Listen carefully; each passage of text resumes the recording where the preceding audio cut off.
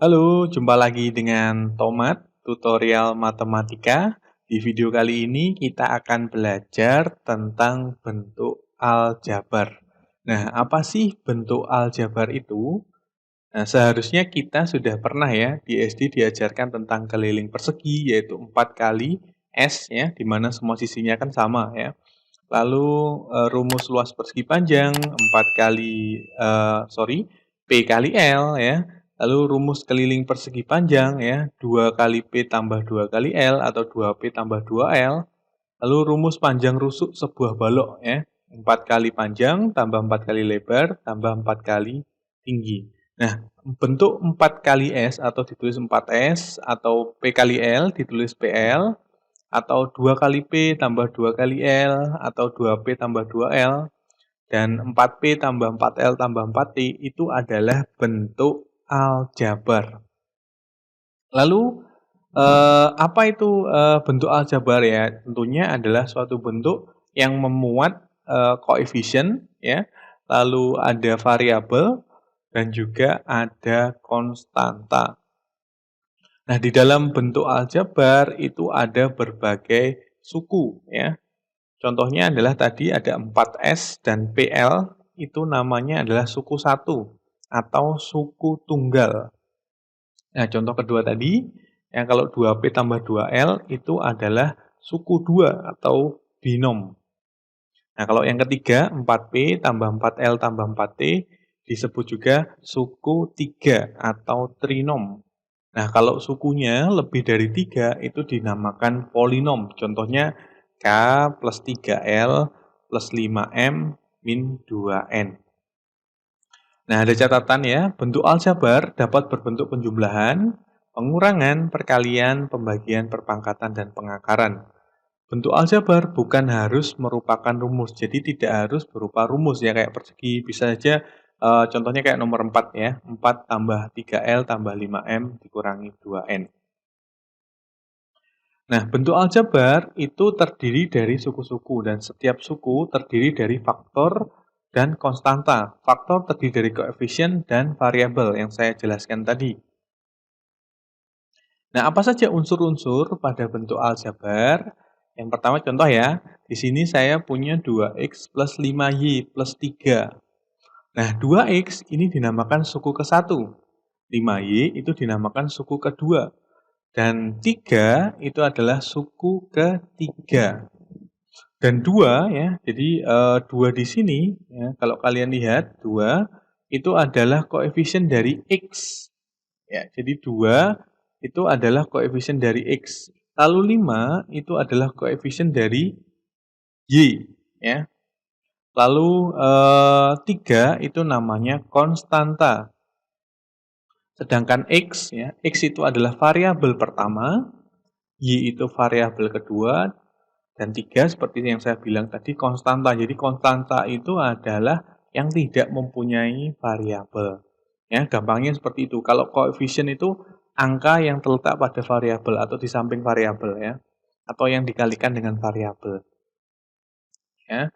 Oke, itu adalah unsur-unsur pada bentuk aljabar. Nah, sekarang ada contoh soal nih. Diketahui bentuk aljabar 7x min y plus 2z kuadrat min 10 terdiri dari berapa suku bentuk aljabar tersebut ya. Kalau kita perhatikan ya, kita jawab yang A ya. Yang A kita jawab, kalau kita perhatikan 7x itu suku pertama, y itu suku kedua, min y itu suku kedua, 2z kuadrat itu suku ketiga, min 10 itu adalah suku keempat. Jadi terdiri dari 4 suku. Nah, bagaimana dengan soal yang B? Sebutkan masing-masing sukunya ya tadi ya. Jadi suku pertama itu 7x,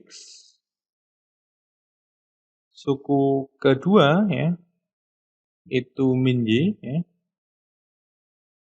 Suku ketiga itu 2z kuadrat.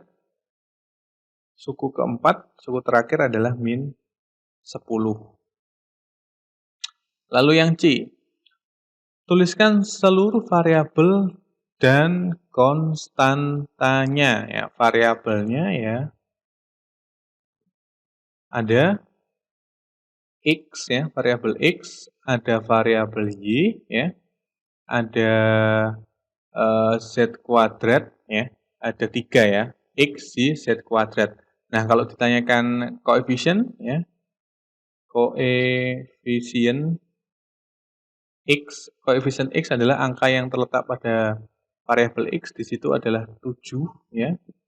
Lalu koefisiennya Y di sini ada min ya. Kalau tidak ada angka di sini artinya adalah min 1. Yang berikutnya adalah koefisien Z kuadrat adalah di sini adalah 2. Lalu yang terakhir adalah konstanta. Konstanta adalah yang tidak memiliki variabel ya. Di sini sudah terlihat yaitu min 10. Ya, ini juga menjawab soal yang D ya. Soal yang dituliskan koefisien masing-masing variabel ya. Oke. Kita masuk ke berikutnya, yaitu adalah suku-suku sejenis. Jadi dalam bentuk aljabar ada yang namanya suku-suku sejenis. Apa itu suku-suku sejenis? Suku-suku sejenis adalah suku yang variabelnya sama.